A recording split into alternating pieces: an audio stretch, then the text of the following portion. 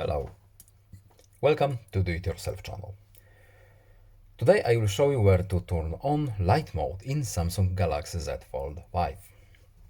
To change our mode from dark mode to light mode, we simply have to go to the settings. As you can see, our background is black. We have our dark mode enabled. To change it to light mode, we have to go to display options right here, and here are both our modes. Dark mode is enabled, as you can see, of course, and light mode is right here. Our backgrounds are lighter.